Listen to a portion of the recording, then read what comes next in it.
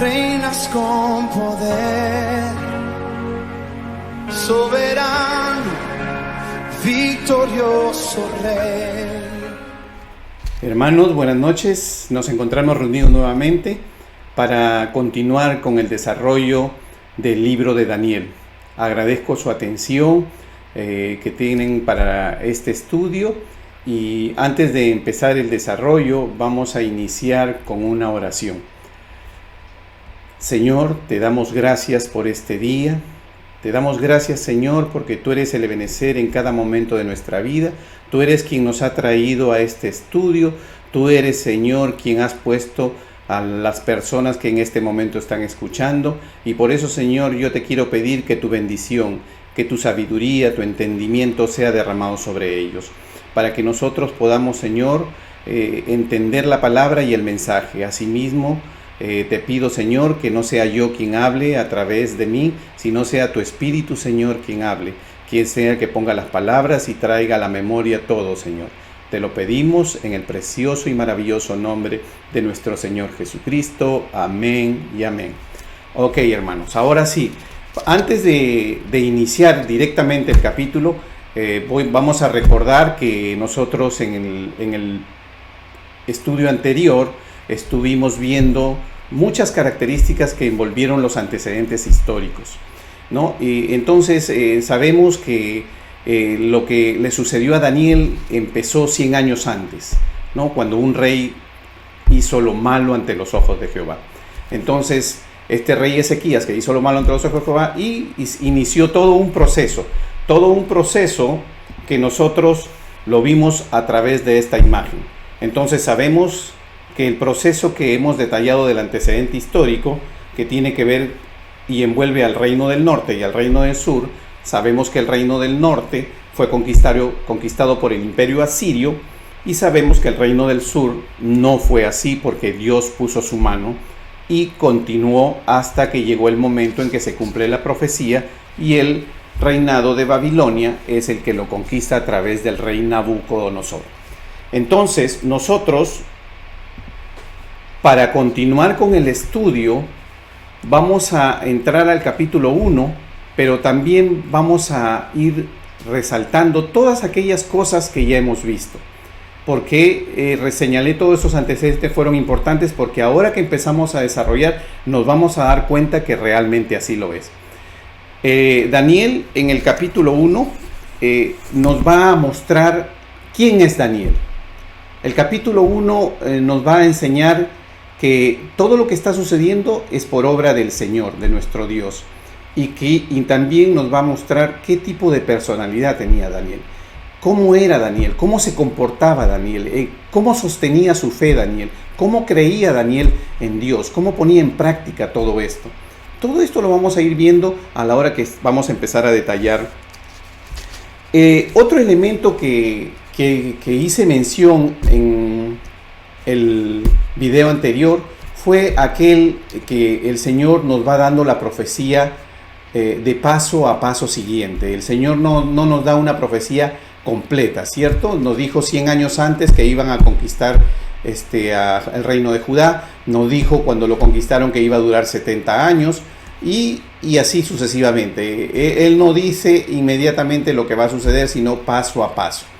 De la misma manera, cuando hemos abierto este libro, el libro de Daniel, nos vamos a dar cuenta que es una profecía, básicamente plataforma para el Apocalipsis, y nos habla en figuras, nos habla a través de sueños, a través de animales. Lo mismo que en el Apocalipsis, también vemos figuras que son detalladas que las vamos a tocar en su momento, pero estas figuras y estos detalles de la estatua, en el sueño de Nabucodonosor, o de los animales exóticos que se presentan en el sueño de Daniel, nos lleva a una característica. Y quiero que tomen en cuenta esto, porque esta es una característica que debemos tomar en cuenta cuando tratamos de comprender la palabra de Dios en la parte profética que tiene que ver con los tiempos finales. ¿Y cuál es?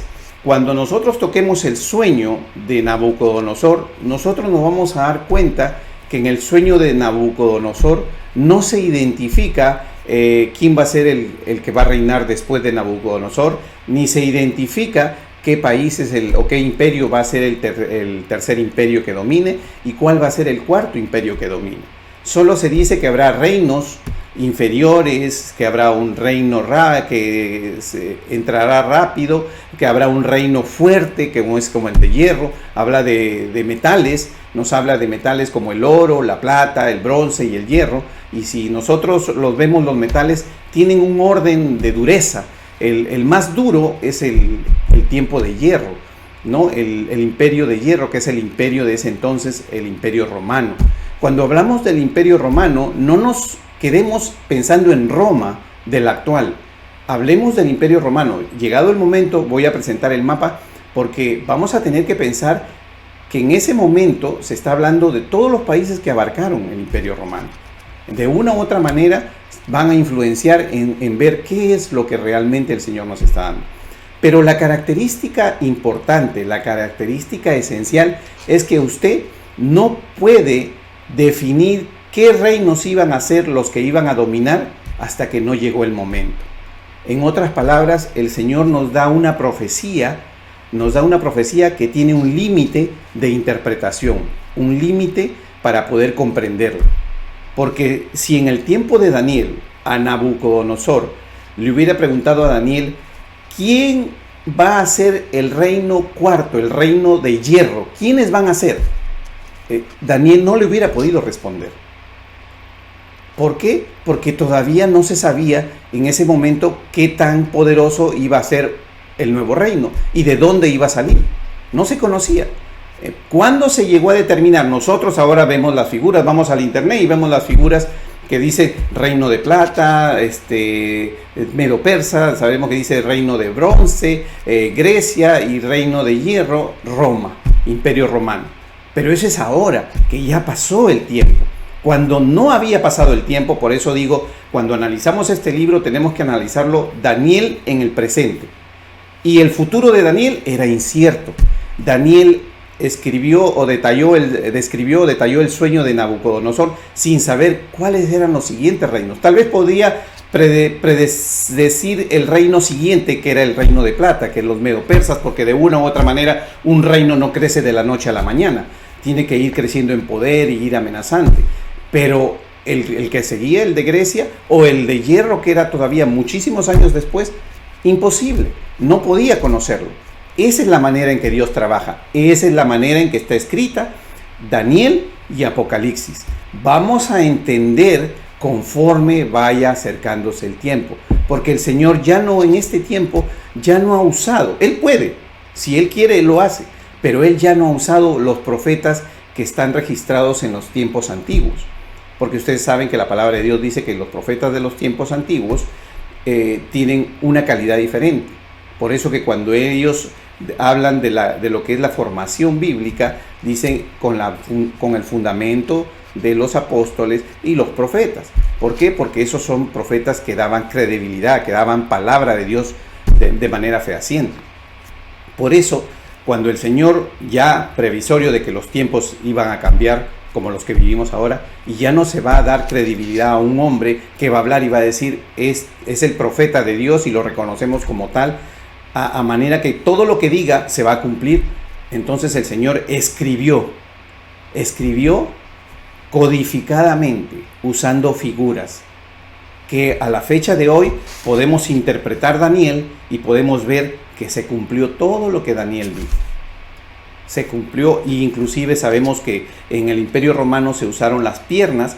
¿Por qué? Porque sabemos que la característica del Imperio Romano es que abrió caminos. Por eso es que cuando el Imperio Romano abrió caminos y construyó nuevas carreteras y nuevos accesos y se expandió, fue uno de los que expandió más grande. Entonces, ¿qué significa? Fue el tiempo que vino Jesús. ¿Por qué? Fue el tiempo que podía moverse con mayor facilidad. ¿Por qué? Porque habíamos avanzado en esto. Y también vamos a observar una nueva característica. Habíamos dicho que había una característica con relación a lo que es los tiempos de Noé, la maldad, y los tiempos de Sodoma y Gomorra, la perversión sexual. Ahora, en estos tiempos nuevos, nosotros cuando analizamos los tiempos actuales, vamos a ver que también hay características que se van a notar. y las vamos a ir mencionando. El elemento también que va a anotarse aquí es que para todo hay una prueba, hay un tiempo y hay un resultado. Ustedes van a ver que eso va a suceder detalladamente en todo lo que es el desarrollo de este capítulo de Daniel. Siempre vamos a ver que este elemento, esta fórmula, prueba, tiempo y resultado o juicio final, eso va a presentar en cada elemento que vamos a ir detallando y lo vamos a ir notando. ¿Ok? Quiero que conozcamos ahora, vamos a empezar ahora sí ya lo que es el Daniel capítulo 1 y vamos a darle lectura a lo que es la palabra de Dios. Vamos a dar lectura a la palabra de Dios para poder ir entendiendo lo que es. Por favor, síganme con sus Biblias para que nosotros podamos entender lo que vamos a detallar. Dice Daniel capítulo 1. En el año tercero del reinado de Joacim, rey de Judá, vino Nabucodonosor, rey de Babilonia, a Jerusalén y la sitió. Y el Señor entregó en sus manos a Joacim, rey de Judá, y aparte de los utensilios de la casa de Dios, y los trajo a la tierra de Sinar. Recuerdan que habíamos mencionado dónde quedaba la tierra de Sinar, ya sabemos eso, lo vimos en la clase anterior. A la casa de su Dios, y colocó los utensilios en la casa del tesoro de su Dios.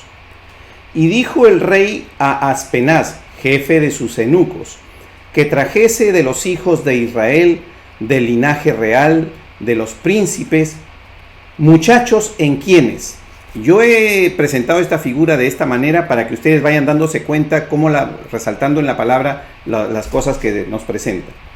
Muchachos en quienes no hubiese tacha alguna, de buen parecer, enseñados en toda sabiduría, sabios en ciencia y de buen entendimiento, e idóneos para estar en el palacio del rey, y que les enseñase las letras y la lengua de los caldeos. Y le señaló el rey ración para cada día, de la provisión de la comida del rey y del vino que él bebía, y que los criase 3 años, para que al fin de ellos se presentasen delante del rey. Entre estos estaban Daniel, Ananías, Misael y Azarías, que pertenecían ¿a dónde? A la tribu de Judá. A estos el jefe de los eunucos puso nombres como Belsasar, Sadrá, Mesach y Abednego, ya sabemos ahí. Y Daniel propuso en su corazón no contaminarse. ¿Qué es lo que propuso Daniel? No contaminarse en su corazón. Hubo esa proposición. Con la porción de la comida del rey, ni con el vino que él bebía. Pidió por tanto al jefe de los eunucos que no se le obligase a contaminarse. Y puso Dios a Daniel en gracia y en buena voluntad con el jefe de los eunucos. Y dijo el jefe de los eunucos a Daniel: temo a mi señor el rey, que señaló vuestra comida y vuestra bebida, pues luego que él vea vuestros rostros más pálidos que los de los muchachos que son semejantes a vosotros, condenaréis para con el rey mi cabeza. El jefe de los eunucos, estamos hablando de alguien que vive en el palacio, automáticamente no acepta esta circunstancia. ¿Por qué? Por temor a que pueda ser decapitado por el rey de Babilonia, que era una de las maneras en que él ejecutaba. Pero en el 11 dice: entonces dijo Daniel a Melzar, que estaba puesto por el jefe de los eunucos sobre Daniel. Ya estamos hablando del jefe inmediato con el que iba a tratar Daniel durante todo este tiempo de 3 años. Entonces, y dice: te ruego que hagas la prueba. ¿Recuerdan? Prueba, tiempo y resultado. Estamos hablando aquí: te ruego que hagas la prueba con tus siervos por 10 días, tiempo, y nos den legumbres a comer y agua a beber. Compara luego nuestros rostros con los rostros de los muchachos que comen de la ración de la comida del rey, y haz después con tus siervos según veas. Resultado. ¿Se dan cuenta? Tiempo, prueba, resultado. Consistió pues con ellos en esto, y probó con ellos 10 días, y al cabo de los 10 días pareció el rostro de ellos mejor y más robusto que el de los otros muchachos, y que comían de la porción de la comida del rey. Así pues, Melsar se llevaba la porción de la comida de ellos y el vino que habían de beber, y les daba legumbres. A estos 4 muchachos Dios les dio conocimiento e inteligencia en todas las letras y ciencias. Daniel tuvo entendimiento en toda visión y sueños. Los 4 tuvieron conocimiento e inteligencia, pero Daniel, ¿qué dice? Tuvo entendimiento en toda visión y sueños. Pasados pues los días al fin de los cuales había dicho el rey que los trajesen de los eunucos delante de Nabucodonosor, y el rey habló con ellos, y no fueron hallados entre todos ellos otros como Daniel, Ananías, Misael y Azarías. Así pues estuvieron delante del rey. En todo asunto de sabiduría e inteligencia que el rey les consultó, los halló 10 veces mejores que todos los magos y astrólogos que había en todo su reino. Y continuó Daniel hasta el año primero del rey Ciro. Se dan cuenta cómo esta historia nos da muchos detalles sobre quiénes eran los que habían llevado. Pero hay que tomar en cuenta de que no solo se llevaron a 4 muchachos. La historia corresponde a 4 muchachos. Muchachos de aproximadamente 16, 17, 18 años. Pero en ese tiempo, en esa deportación que hubo, en esa primera deportación que hubo, se llevaron a muchos de los nobles, príncipes y muchos que estaban envueltos en esto. Pero, ¿cuál era la característica especial que los hizo resaltar a ellos? La característica especial es que ellos decidieron no contaminarse en su corazón con la comida y la bebida del rey. ¿Qué es lo que nos quiere decir con esto? Con esto estamos viendo de que Daniel nos está mostrando una personalidad. Daniel era un hombre que, a lo mismo que los 3 que llegaron con él, los 3 amigos, que de por sí, si lo separamos y lo evaluamos a raíz de esto, ustedes piensen un joven que está llegando cautivo, que lo hicieron eunuco, lo castraron, que estaba limitado en su movimiento y en sus decisiones, que tuvo que aprender la lengua de los caldeos, de los babilonios, que tuvo que vestir como ellos para presentarse delante del rey después de 3 años, que tuvo que aprender las costumbres y las tradiciones. ¿Ustedes qué creen que es lo que estaba haciendo el rey babilonio en ese momento? El rey babilonio estaba tratando de modificarles la identidad personal con las que habían venido de Israel. Ellos habían sido preparados en todo lo que es el Torá, en todo lo que es el conocimiento bíblico, la tradición judía, el cumplimiento de la ley.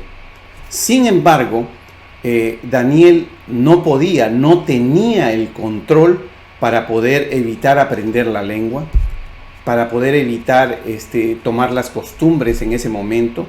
Él tenía que obedecer. Si él se hubiera resistido a todas estas cosas, a él lo hubieran matado, porque no era útil para el rey. La razón por la que lo sostuvieron en vida es porque iba a ser utilizado por el rey. Sin embargo, él sí pudo pedir no contaminarse con la comida.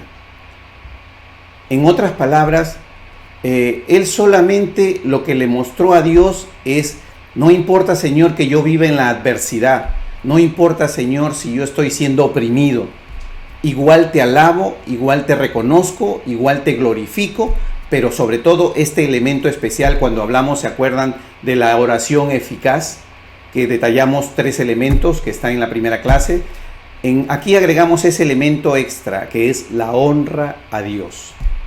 Daniel y sus 3 amigos, con su actitud, lo que están haciendo es tomando una presentación ante Dios y diciendo: Señor, yo te honro en lo que yo puedo honrarte. En lo otro no podía honrar. Sin embargo, ya dije, Daniel no fue, ni Misael, ni Azarías, ni Ananías fueron los únicos deportados. En ello hubo muchos más, pero sin embargo los otros sí aceptaron la comida del rey, sí aceptaron el vino del rey y todas las demás cosas. Entonces, con 17, con 18 años, ¿usted cree que un joven que le están ofreciendo un manjar, que de una u otra manera está siendo bien tratado, que está viviendo de favor y que su vida ha sido preservada, porque en esos tiempos la vida no valía nada? Todos los imperios conquistados mataban a las personas, que eran, o si no los hacían esclavos, los mataban. Entonces, imagínense ustedes cómo Daniel, viviendo tiempos muy difíciles, pero muy difíciles, porque hasta la vida estaba en juego, él honró a Dios en todo lo que pudo. Porque como le dijo primero a Aspenaz, le dijo, me cortarían la cabeza si yo accedo a tu petición. Y de la misma manera, si el rey se hubiera enterado, también tal vez hubiera matado a Daniel y a los tres amigos, porque de una u otra manera estaban en desobediencia a lo que él decía. ¿Se dan cuenta? O sea, estamos viendo nosotros cómo es posible que un muchacho nos demuestre a nosotros que honrar a Dios es un elemento muy importante. La honra a Dios es algo que nosotros tenemos que llevar dentro de nosotros. Y la honra no solo es aplicable, porque Daniel era un hombre de oración, a lo que es la oración, sino es aplicable a la vida cristiana. Yo quisiera, para definir la honra por cuestiones académicas, decir que hay una honra horizontal y hay una honra vertical. ¿Por qué? ¿Por qué hay una honra horizontal y una honra vertical? Porque nosotros tenemos como personas que honrar a Dios y lo hacemos en diferentes maneras. Cuando caminamos en rectitud, la honra horizontal es cuando caminamos en rectitud, cuando caminamos en obediencia a la palabra de Dios, nosotros estamos honrando a Dios. Cuando somos íntegros, cuando no tenemos doblez de corazón, cuando nosotros estamos firmes en las convicciones que tenemos, estamos honrando horizontalmente a Dios. También quiero hacer notar que hay mucho se usa, dice, hacer lo bueno ante los ojos de Jehová. Y déjenme explicar por qué usé la misma terminología bíblica de hacer lo bueno ante los ojos de Jehová, que es honrar a Dios. Porque en este tiempo estamos nuevamente viviendo tiempos antiguos. Quiero remontarme a la iglesia de Corinto. Ustedes saben que la iglesia de Corinto era una iglesia que tenía un templo a Afrodita. En el templo a Afrodita vivían prostitutas y estas prostitutas tenían relaciones con los que iban al templo, pero estas relaciones se consideraban una manera sagrada de adorar, de comunicarse con la diosa Afrodita. O sea, no eran unas relaciones sexuales desde el punto de vista morboso, sino las personas iban creyendo que esa era la manera de adorar. Y era legal, era permitido por el pueblo. Sin embargo, por eso Pablo en Corintios escribe, si nosotros vamos a 1 Corintios 10, 23, 24, él dice, todo me es lícito, pero no todo me conviene. ¿Y por qué dice eso? Porque era lícito, pero no era lícito ante los ojos de Dios. No es aceptado ante los ojos de Dios andar fornicando con prostitutas. No es aceptado, pero era legal en el pueblo. Tiempos actuales tenemos ahora la marihuana, que es aceptada en muchos países. Sabemos que es una droga y la drogadicción ahora se ha legalizado. Y las personas pueden ir a la tienda, sobre todo aquí en este país, en algunos estados, y comprar su marihuana para drogarse. ¿Legal? Sí, legal. Nadie va a ser arrestado por eso, pero es lícito, pero no es bueno, no conviene, porque eso no significa andar, ¿no?, haciendo lo bueno ante los ojos de Jehová. Por eso es que en este tiempo hago notar eso. Y lo mismo, si jalo la prostitución, en muchos países la prostitución es legal. Existen centros de prostitución donde está normado con higiene de salud, con normas que protegen a los usuarios, pero eso no le da validez, ¿entienden? Y eso es lo que Daniel hacía. Daniel era un hombre que hacía lo bueno ante los ojos de Jehová, no citando la ley del pueblo, la ley del lugar, sino lo bueno ante los ojos de Jehová conforme a la palabra de Dios. Y eso es algo que significa honrar a Dios. Yo me abstengo de estar haciendo uso de todas las cosas legales que ahora son, que ahora que es característica de los últimos tiempos, a lo malo le llamarán bueno. Entonces yo me aparto de eso. Y eso es una característica y una manera de honrar a Dios. Pero esa es la honra horizontal, nosotros hacia adelante. La honra vertical, nosotros hacia arriba. ¿Cómo nosotros honramos a Dios? Lo honramos teniendo reverencia para todas las cosas de Dios. Cuando nosotros tenemos reverencia cuando vamos al templo y no nos vamos a reír, a conversar, a contarnos chistes, cuando nosotros tenemos reverencia con las cosas de Dios, con los utensilios de Dios, y no estamos tratando de hacer lo que hemos consagrado a Dios, hacer uso en lo que no se debe, ¿no? Entonces nosotros estamos honrando directamente a Dios. Cuando nosotros glorificamos a Dios, cuando le entregamos a Él el poder, el reconocimiento de todo lo que nos sucede en nuestra vida, que Él es el ebenecer en nuestra vida, en nuestra educación, Él es el ebenecer en nuestro desarrollo personal, Él es el ebenecer en el conocimiento, Él es el ebenecer que te ha permitido estar el día de hoy sentado escuchando esta clase. Cuando nosotros reconocemos que Él es ebenecer en todas las áreas y campos de nuestra vida, nosotros estamos glorificando, le estamos atribuyendo a Él que Él tiene el poder de habernos dado las cosas que tenemos. Y cuando respiramos, que dice, todo lo que respire, alabe a Jehová. Estamos glorificando. Cuando reconocemos que la vida que tenemos se la debemos a Él y Él es el que la da y Él es el que la quita, entonces estamos glorificando al Señor. Él dice que Él desea, Él busca a los adoradores en espíritu y en verdad. Otra manera que tenemos nosotros de honrar a Dios de manera vertical es retribuyendo. Y cuando hablo de retribuir, no estoy hablando de dar dinero solamente, de dar un diezmo, de dar una ofrenda. Estoy hablando de que tú has recibido un don. Tú has recibido una habilidad, entonces úsala para las cosas de Dios. Úsala para tu servicio en la iglesia. No te niegues, no digas no tengo tiempo, quiero primero estar haciendo mis cosas personales y niegues el don. Recuerda la parábola de los talentos. El Señor le dio talentos y a quien lo multiplicó le dio más y a quien lo guardó, ¿qué hizo? Le quitó. A quien no le hizo producción, porque eso es lo que Él quiere, que todos los dones que nos ha dado, todas las habilidades que nos ha concedido, que nosotros la usemos en lo que es la predicación de la palabra, en lo que es algo que envuelve todo lo que ahora hacemos, edificar nuestra iglesia. Tenemos que edificar nuestra iglesia y a la hora que la edificamos, usando lo que Él nos ha concedido, entonces nosotros estamos honrando a Dios verticalmente. Esas son las características. ¿Se dan cuenta ahora cómo un elemento tan sencillo que Daniel incluyó en su vida personal es tan importante? Es tan importante para la vida del cristiano, y eso es lo que quiero dejar. Y eso es lo que nos está enseñando el capítulo 1.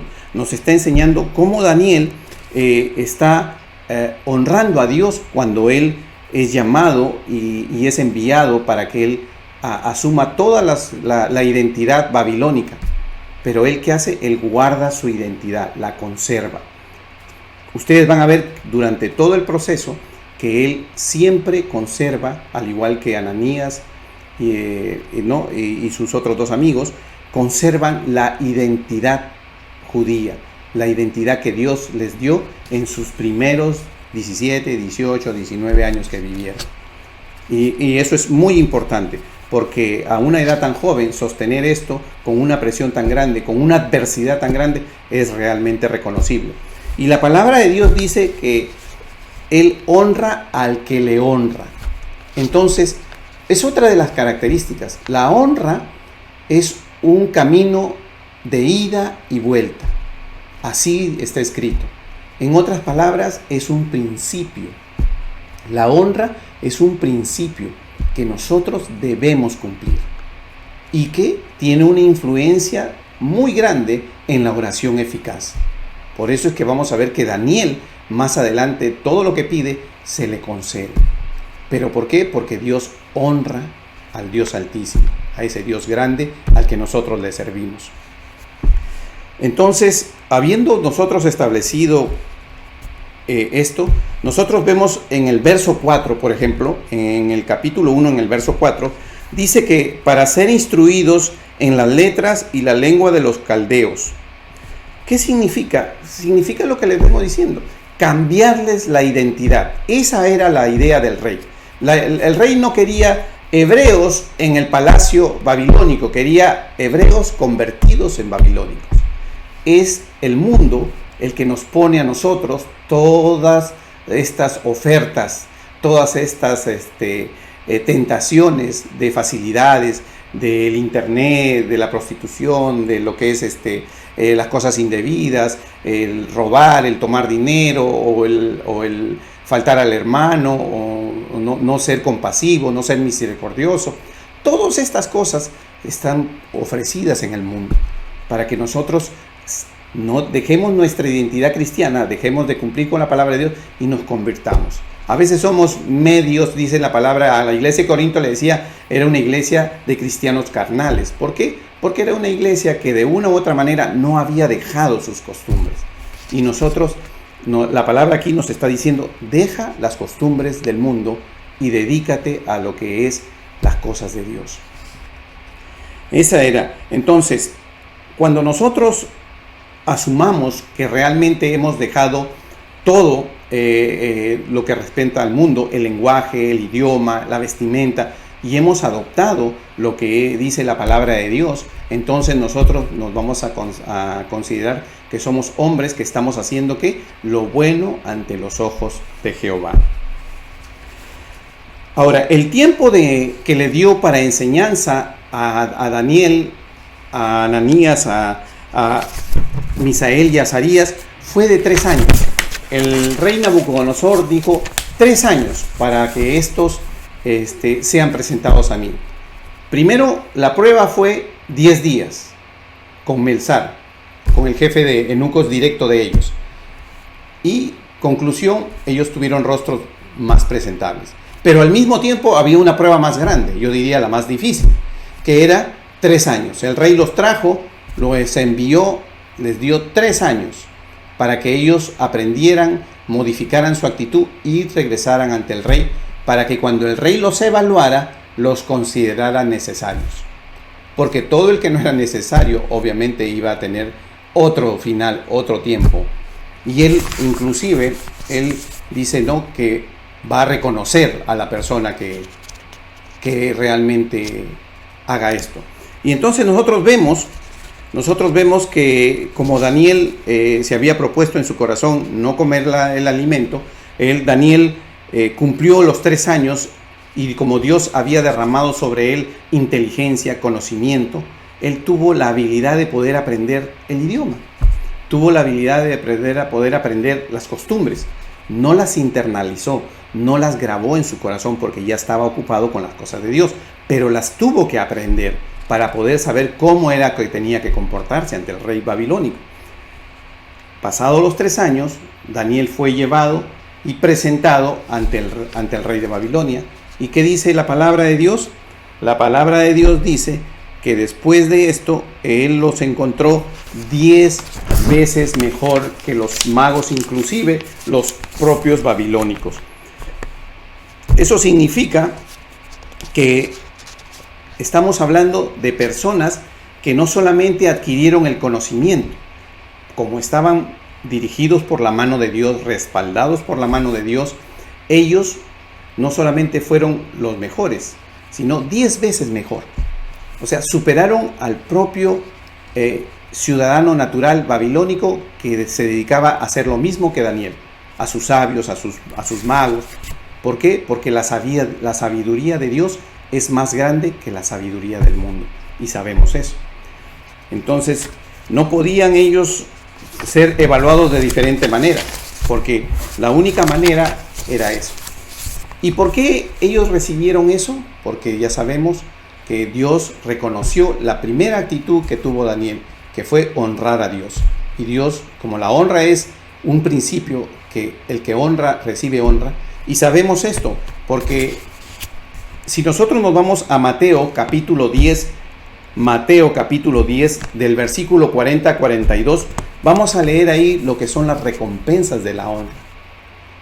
O sea, Dios se preocupó tanto de fijar este concepto de honra que inclusive se escribió una sección para reconocer la recompensa de la honra. ¿Por qué? Porque es un principio de Dios, que si lo aplicamos a nuestra vida, nosotros vamos a lograr alcanzar esto.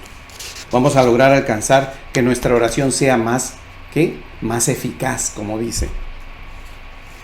Por eso, entonces, Daniel fue caminando durante todo este tiempo.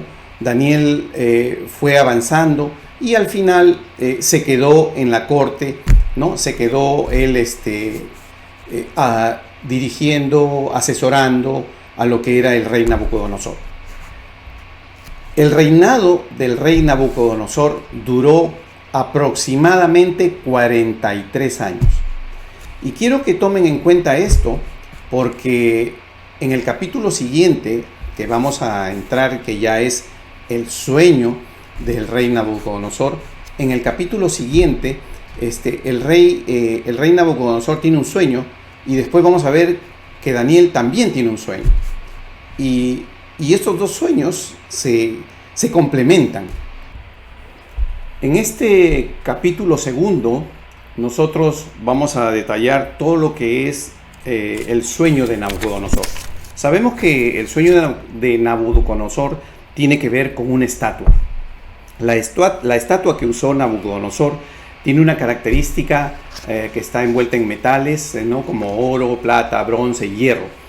En esto vamos a ver las características y vamos a ver lo que es la cabeza, ¿no? Los brazos, las piernas. Pero en realidad lo que quiero resaltar ahora es que una de las profecías más importantes, yo diría, que sostiene la Biblia, de mayor envergadura y de mayor trascendencia, porque corre la línea del tiempo hasta la fecha de nosotros, se le entregó a un impío, un hombre que no creía en él, un hombre que tenía su propio Dios, que tenía su propio templo, que tenía su propia casa de tesoro para su Dios. A él le fue entregado. Dios siempre usa al que él cree, puede usar a cualquiera. Nosotros no debemos subestimar, no debemos encajonar, meterlo en una cajita a Dios y decir, solo Dios puede usar esto o estos elementos o estas personas, porque no, Dios es soberano y Él hace como Él quiere. Y vemos que una de esas características fue que Él era un impío, ¿no? Entonces, y recibió a través de un sueño la descripción total. Pero obviamente, como él no tenía la sabiduría de Dios, no tenía el entendimiento, no tenía la revelación. Este es un elemento que nos comienza a mostrar ya este capítulo. Entramos a un elemento nuevo, la revelación. Habíamos hablado de entendimiento, habíamos hablado de conocimiento, habíamos hablado de inteligencia, habíamos hablado de sabiduría, pero no habíamos hablado de revelación. En este momento, en este capítulo, cuando Daniel es llamado, entra el elemento revelación. Entonces, cuando comenzamos a mirar lo que es el capítulo 2, vamos a ver que en el versículo 6 dice, y si me mostrareis el sueño y su interpretación, recibiréis de mis dones y favores gran honra. Decidme pues el sueño y su interpretación. ¿Se dan cuenta ustedes cómo un impío que está siendo usado por Dios, obviamente, en el versículo 6 cita que el que le dé a él la interpretación, ¿qué va a recibir? Dones, favores y ¿qué? Y gran honra. ¿Se dan cuenta cómo este elemento de la honra, aún en los impíos, aún en aquellos que están en el otro lado y no han reconocido a Dios, reconocen que es muy importante? Y quiero, por favor, dejar esto en pie. ¿Para qué? Para que ustedes asuman que es necesario honrar a Dios. Porque no solamente cuando estudiamos Daniel estamos hablando que debemos hablar profecía es, pero conforme al libro estamos detallando lo que nos está dando. No nos está dando profecía inmediatamente, primero nos está haciendo ver qué es lo que necesitamos, qué es lo que debemos hacer. Entonces, otra cosa más es que ni el rey, por ejemplo, en el versículo 8, nos muestra que él no confiaba ni en su gente. Imagínense ustedes, él no confiaba en su gente. Por eso él dice, díganme el sueño y la interpretación. Porque si yo les digo el sueño, ustedes me van a decir cualquier cosa. Me van a inventar algo. Él dice, si realmente ustedes son lo que dicen que son, magos, ¿no? Sabios, y que tienen muchas habilidades, díganme el sueño y también su interpretación. Y sabemos que los magos, los de ese tiempo, su corte que lo asesoraba, le dice que no había manera, no hay manera de que un hombre interprete, conozca qué soñó y le dé la interpretación. Y le vuelven a decir, si usted nos da el sueño, nosotros le damos la interpretación. Y le dice, y le hacen hincapié, ¿no? De que realmente la única manera de conocer lo que él soñó son los dioses, así le dicen, ¿no? Entonces, hacen ver de que no hay capacidad humana, o sea, Dios está mostrando aquí que realmente el sueño de Nabucodonosor no era un sueño natural, no era un sueño normal. La inquietud que él recibió en su corazón no fue normal, fue más allá. ¿Por qué? Porque realmente venía del Dios Altísimo. Entonces, cuando los magos reconocen ante él, le están dando a él la base para decirle, es algo que realmente solo un Dios puede darte y decirte. Entonces, no hay nada en esta tierra que pueda resolver esta pregunta. Por eso él, que dice, manda matar a todos los sabios y a todos los magos de Babilonia. Y eso lo que incluía, lo incluía a Daniel y a sus 3 amigos, Ananías, Mesaías y Azarías. Y resulta que después de que Daniel hace esto, es llegado este capitán de la guardia, que es prácticamente un asesino, es el asesino personal de Nabucodonosor, llega a Daniel y le informa de que hay este edicto para matar a todos los sabios y a todos, y eso lo incluía a ellos. Él le dice que dejara que él hable con el rey para que él pudiera darle esa respuesta. Y él va y le pide tiempo, dice el capítulo 2. Yo espero que ustedes lean este capítulo, porque él va y le pide tiempo. Entonces, cuando él le pide tiempo al rey de Babilonia, ¿qué hace Daniel? Dice, Daniel regresa. ¿Dónde regresa? Regresa sobre sus 3 amigos. Y se reúnen los 3. Se reúnen los 4, los 3 amigos y Daniel, y oran, claman a Dios para que Dios les dé la oportunidad de conocer cuál fue el sueño. Y como sabemos, la revelación, el don de la interpretación, del conocimiento, de la sabiduría, de cómo decirlo, fue derramado sobre Daniel. Entonces oran los 4, como cuando oramos en las congregaciones para pedir algo. 4 que realmente honran a Dios, que realmente son cristianos, que realmente creen en Dios, que son judíos, que son hebreos. Entonces oran y claman y el Señor responde. Derrama sobre Daniel este conocimiento. Entonces Daniel regresa ante el rey Nabucodonosor. ¿Y qué hace? Le detalla el sueño. Y el sueño es claro y dice, en el sueño, por ejemplo, que vamos a ver, declara lo que es la estatua. Les voy a mostrar la figura. La estatua, y cuando él comienza a detallar el sueño, él dice, empezamos en el 36, dice, este es el sueño, y le dice, ¿no? Y también la interpretación de él diremos en la presencia del rey. Tú, oh rey, eres rey de reyes, porque el Dios del cielo te ha dado reino, poder, fuerza y majestad. Primero termina diciéndole, todo lo que tú tienes es porque se te ha concedido por parte del Dios en el que yo creo. Entonces es la entrada, es la muestra, es la presentación de nuestro Dios que hace a través de Daniel para este rey Nabucodonosor. Y comienza el detalle, ¿no? Entonces dice en el detalle, la cabeza es de oro, y le dice, cuando nosotros leemos acá, dice, este eres tú, le dice. En el 38 dice, y donde quiere que habitan hijos de hombre, bestias de campo y aves del cielo, Él los ha entregado en tu mano y te ha dado el dominio sobre todo, tú eres aquella cabeza de oro. O sea, en el momento que se comienza a dar la profecía, se conoce la del momento, la actual, la que está vigente en el presente de Daniel. Y era Nabucodonosor, el reino babilónico. Y le dice, tú eres eso. Y cuando nosotros seguimos leyendo, dice, y después de ti se levantará otro reino inferior al tuyo, y luego un tercer reino de bronce, el cual dominará sobre la tierra, y el cuarto reino será fuerte como hierro, y como el hierro desmenuza, rompe todas las cosas, desmenuzará y quebrantará todo. ¿Se dan cuenta? En ningún momento el sueño de Nabucodonosor, en la interpretación, estamos viendo que este sea y que diga, y el segundo reino será el de Medo-Persas, y el tercero será de Grecia, y el cuarto será de Roma. No le dice eso.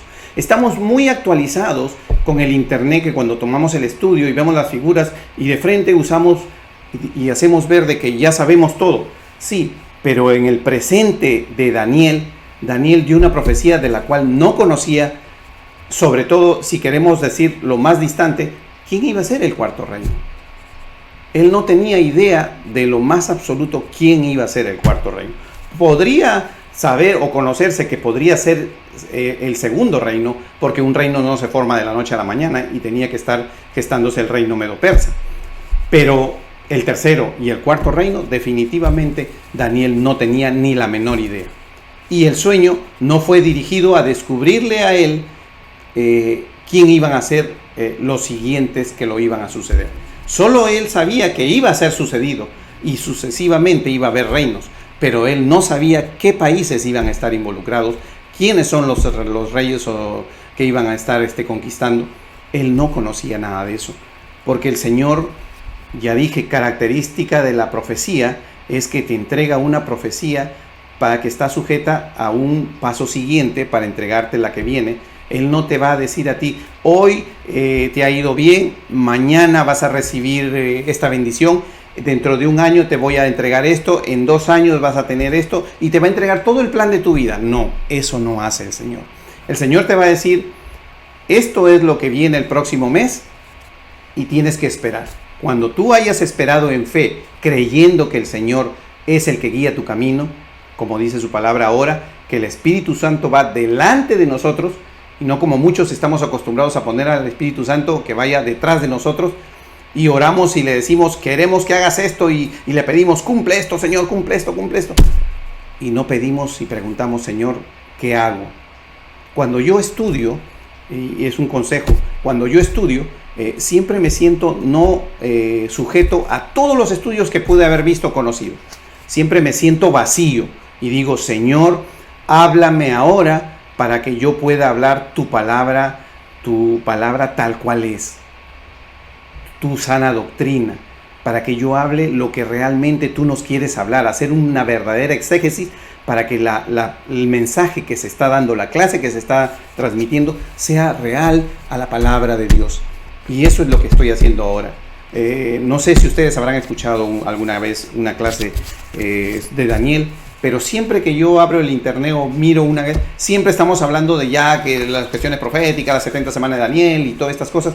Y realmente, si yo analizo y comienzo a estudiar el libro, me doy cuenta de que la cosa va despacio. Dios no corre. Nosotros somos los que queremos correr. Dios no corre. Dios siempre está con nosotros, dándonos el siguiente paso, ayudándonos a conocer. Y por eso nosotros, cuando examinamos en la línea de tiempo el presente de Daniel, sabemos que Daniel no conocía el futuro. Por eso que nosotros a veces cuando estudiamos Daniel o estudiamos Apocalipsis, queremos conocer qué significa todo lo que está escrito ahí. Y no estamos pensando cuál es el principio de Dios con el que Él trabaja. ¿Cómo funciona la profecía? ¿Nos pusimos a pensar cómo funciona la profecía? La profecía no funciona diciéndome de la A a la Z en una. El Señor me dice cuál es la A, cuál va a ser la B, tal vez me podría mencionar algo de la C, y de ahí tengo que cumplir. Cuando yo haya cubierto esa parte del camino, Él me va a decir cuál es la D, cuál es la E, cuál es la F. Así es como trabaja la profecía. Si ustedes revisan la palabra de Dios, ustedes no van a encontrar que Dios haya trazado un plan abierto, definido, escrito, que nosotros sabemos ya todo. Por eso Él dice, nadie sabe el día y la hora. ¿Por qué? Porque aún en la revelación que Dios ha puesto sobre Daniel y sobre los profetas, sobre Juan, cuando escribió el Apocalipsis, lo hizo para que cada cosa que se va dando se conozca conforme se acercan los tiempos. Conforme se acercan los tiempos, nosotros sabemos. Si a Daniel le hubieran dicho, si hubiéramos dicho, como en los tiempos de Noé, como en los tiempos de Lot, y no estamos en el tiempo de ahora que vemos que esos son los tiempos que se están cumpliendo, diríamos, ¿cómo lo interpretaríamos? De otra manera. ¿Se dan cuenta? ¿Por qué? Porque estamos queriendo interpretar lo que todavía no conocemos. Debemos tratar de alcanzar lo más que podemos. Eso es lo que vamos a hacer. En este estudio vamos a tratar de alcanzar lo más que podemos. Entonces, cuando de una u otra manera estudiemos Apocalipsis, vamos a poder entender muchas cosas que ya se han venido dando y vamos a tratar de que Dios nos ilumine y nos permita conocer algo más de lo que ya hasta el día de hoy. Por eso, todos los días puede haber una revelación nueva en la palabra, un conocimiento nuevo, una iluminación nueva en lo que es entender la palabra de Dios. ¿Por qué? Porque conforme avanza el tiempo se va conociendo. La palabra no es estática, no se quedó escrita en el año que la hicieron o en la fecha que yo la interpreté, y la interpretación que hicimos hace 20 años es válida hasta el día de mañana, pasado y dentro de 100 años. No, Señor. ¿Por qué? Porque Dios no nos ha dado a nosotros todavía el conocimiento de todo lo que es la palabra de Dios. Nosotros la estamos conociendo, la estamos aprendiendo, la estamos recibiendo por parte de Él a través de su Espíritu Santo. Bueno, continúo entonces. Y donde quiera que habitan los hijos de los hombres, bestias, ¿no? Y entonces comienza Él y habla sobre los reinos. Y algo que nos presenta esta imagen que ustedes vieron es que una piedra, que sabemos que es la roca, que es la identificación de Cristo, dice, destruirá todo. Pero no solo eso. Si ustedes observan, y dice aquí, en el versículo, dice, y en 44 dice, y en los días de estos reyes, el Dios del cielo levantará un reino que no será jamás destruido. O sea, aquí nos hace pie de que está hablando de la fecha de Daniel hasta el último día de esta tierra. Y no solo eso, dice, ni será reino dejado a otro pueblo. Dice, desmenuzará y consumirá a todos estos reinos, pero Él permanecerá por siempre, para siempre. ¿Se dan cuenta? Eso nos dice la palabra. Nos dice que una entrará. Y ustedes ven que en la figura dice, no, y desmenuzará y consumirá. O sea, la entrada, nos está diciendo, la entrada no será pacífica, será violenta. ¿Por qué? Porque nos está diciendo que consumirá a todos estos reinos. A todos estos reinos consumirá. Entonces, cuando nosotros queremos interpretar esto y decimos va a ser una entrada violenta y va a ser una entrada que va a destruir, entonces analizamos los metales y decimos oro, plata, bronce, hierro. Entonces, cuando hablamos de hierro, estamos hablando de, ya si hablamos bélicamente, estamos hablando que antes se usaban flechas, espadas, flechas, balas, tal vez granadas, pequeñas explosiones, pero realmente en este tiempo es que ya tenemos una capacidad de destrucción tan grande que podemos hasta destruir la tierra. Tenemos una capacidad nuclear tan grande que podemos desaparecer este mundo si explotamos todas las bombas que tenemos. Y si nos vamos a Apocalipsis, capítulo 11, Apocalipsis, capítulo 11, versículo 18, en la última parte, si ustedes leen, por favor, lean Apocalipsis 11, 18, en la última parte dice,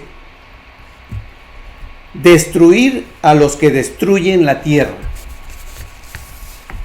Este es otra de las características de los últimos tiempos. Destruir a los que destruyen la tierra. Un elemento más. Noé, Sodoma y Gomorra, y ahora destruir a los que destruyen la tierra. ¿Qué significa? Significa que antes se usaban balas, se usaban flechas, se usaban espadas, se usaban granadas. Ninguno de estos desarrollos de armamento podían destruir la tierra. El único tiempo en que estamos en capacidad de destruir la tierra es hoy. ¿Se dan cuenta? Entonces el Señor nos ha dado la capacidad de poder determinar que una vez más vivimos los últimos tiempos.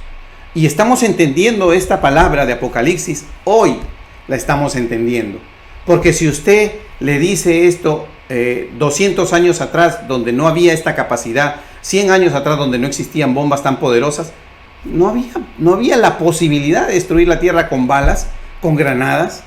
Podríamos destruir pueblos, podríamos destruir caminos, pero nunca la tierra. Este es el momento en que estamos en capacidad de destruir la tierra. Y esto vendría a ser una revelación que nosotros tenemos aquí, una iluminación por parte de Dios cuando nos hace entender la palabra, nos hace comprender. ¿Por qué? Porque dice que Él desmenuzará y consumirá a todos estos reinos. Y ustedes saben que para desmenuzar no se puede desmenuzar sin ejercer una gran fuerza, un gran poder, una gran destrucción. No se puede desmenuzar nada si no se da una gran destrucción. Y desmenuzar significa que no quedará nada en pie. Todo será en partes pequeñas, en pedacitos. Será arrasado, en otras palabras. Y eso es lo que nos está diciendo que es el reino venidero de nuestro Señor Jesucristo. ¿Se dan cuenta cómo la estatua nos muestra a nosotros en el presente? En el presente Daniel le muestra que va a haber reinados. Y en los pies sabemos que va a haber un reinado combinado. Pero no sabemos. Ahora, cuando nosotros continuamos, sabemos que la palabra de Dios dice que Nabucodonosor se postró su rostro y se humilló ante Daniel y mandó que le ofreciesen presentes e incienso. ¿Qué significa? Significa que él reconoció en ese momento que a Daniel lo respaldaba el Dios Altísimo, el verdadero Dios. Y dice en el 47, el rey habló a Daniel y dijo: ciertamente el Dios vuestro es Dios de dioses y Señor de los reyes y el que revela los misterios, pues pudiste revelar este misterio. ¿Se dan cuenta? Hay una glorificación por parte de él. Reconoció que de él es el Dios de dioses, Señor de señores, Rey de reyes. Nuestro Dios Altísimo le mostró a Nabucodonosor quién era él. Y Nabucodonosor se humilló y reconoció quién era él. Entonces, y se le concedió a Daniel lo que se le había ofrecido. Lo hicieron gobernador de la provincia de Babilonia y jefe supremo de todos los sabios en Babilonia. Y asimismo se le otorgó negocios en las provincias a Sadrán, Mesach y Abednego, ¿no? Porque también estuvieron con Daniel y tenían también esa habilidad. Pero si yo sigo detallando Daniel y digo, veo yo en la figura, voy a regresar a la figura para hacer notar, veo yo en la figura, por ejemplo, que hablamos de los pies de hierro y barro cocido, y es un reino dividido. Entonces, ustedes podrán ir al internet y encuentran muchas interpretaciones. Pero, ¿quiénes son esas 10? ¿Quiénes son esos 10 dedos? Esos 10 dedos podría ser la Unión Europea, el Mercado Común Europeo, la OTAN. Podrían ser cualquiera de estas. Puede ser una nueva organización que se va a dar. Puede ser. Pero en el momento no tenemos una organización con solo 10. Por eso es que no podemos decir, esta es la organización ya prevista, porque ya tenemos los 10 países escogidos que concuerdan con esto. Y ojo, estamos hablando de hierro y barro cocido. Cuando hablamos de hierro, estamos hablando del Imperio Romano. Pero no estamos hablando de Roma necesariamente. Si entonces aquí nos tenemos que remontar nuevamente atrás y decir, ¿cuántos países abarcó el Imperio Romano? ¿Cuáles fueron estos países que ahora actualmente funcionan como tal? Podría ser una combinación de 10 de esos países. Y barro cocido. ¿De dónde viene el barro cocido? ¿Qué es el barro cocido? Yo en este momento no podría interpretar el barro cocido, porque no tenemos realmente una base bíblica, ni una base que ahora adelante nos diga qué son los barros cocidos, qué países van a implementar el barro cocido, porque no va a ser solamente países de que correspondan al hierro, van a ser países nuevos, diría yo, porque es un nuevo elemento, ¿cierto? Tenemos oro, plata, bronce, hierro y un nuevo elemento que aparece en los pies, que es barro cocido. Y es un reino dividido. Sabemos que ahora hay muchos gobiernos hemos tenido guerra fría, que se pelean por el poder militar, el poder económico. Pero sí, así es. En lo que nosotros estamos caracterizando. Y este es el desarrollo del capítulo 2, donde vemos nosotros una presentación de un sueño que no tiene mayores aditivos, no tiene identificación de países, no tiene identificación más que de metales, de poderío, de fuerza, porque sabemos que el hierro es más fuerte y más resistente. Sabemos que las piernas significan, de una manera sirven para caminar y se usan caminos, y sabemos que ahora que conocemos que es el Imperio Romano, sabemos que ellos abrieron caminos y porque se expandió muy grande en todo lo que es. Y sabemos que la roca es símbolo de nuestro Señor Jesucristo y es el reino que se restaurará, se impondrá para siempre. Conocemos esto y conoceremos esto en Apocalipsis más detalladamente. También voy a terminar con esto. La próxima clase no vamos a seguir al capítulo 3, porque ya vamos a entrar a una comparación. ¿Recuerdan que les hablé sobre cómo se escribe la Biblia? Que no se escribe continuada como nosotros lo hacemos en esta manera occidental, sino en la manera oriental se escribe separados de uno. Entonces vamos a tomar el capítulo 7, que es el sueño de Daniel, y ustedes van a observar que el sueño de Daniel sucede muchos años después de el sueño de Nabucodonosor. Y es el momento en que de una u otra manera el Señor nos da un detalle, nos da un avance sobre lo que es la interpretación de la estatua de Nabucodonosor. Porque cuando ustedes vean los animales que Daniel sueña, nos va a decir, y ahí y ahora, con la aplicación, y vamos a aplicar el conocimiento histórico sobre la profecía, y nos vamos a dar cuenta cómo ahora, hoy, en el presente, en este momento, podemos entender completamente la profecía de Daniel hasta este momento. ¿Por qué? Porque son hechos que han sucedido, han pasado y están escritos y concuerdan con la descripción que tuvimos. Por eso sigo y digo, no traten de entender el 100% del Apocalipsis, el 100% de las profecías de los últimos tiempos, porque a veces ni se sientan mal porque no lo han entendido, porque no es falta de conocimiento, no es falta de sabiduría, sino no es el momento. Dios nos está entregando, como siempre Él acostumbra, a entregar su profecía por etapas. Se cumplió una primera etapa, se cumple una segunda etapa. Lo que hace esto es refuerza nuestra fe, saber que los tiempos se han venido cumpliendo uno tras otro y nosotros hemos reforzado nuestra fe y creemos en que lo que vendrá se cumplirá. Bueno, hermanos, les agradezco su atención. Espero hayan sido explícito para entender estos 2 primeros capítulos. Y en la próxima clase vamos a hacer la comparación del 2º y el 7º capítulo y vamos a irnos un poquito más allá para entender. Recuerden, el capítulo 1 es sobre Daniel, sobre su persona de Daniel, sobre lo que era Daniel, un hombre que honra, un hombre dedicado a las cosas de Dios, un hombre que practicaba la oración eficaz. Muchas gracias y nos vemos el próximo martes a las 8:30 de la noche.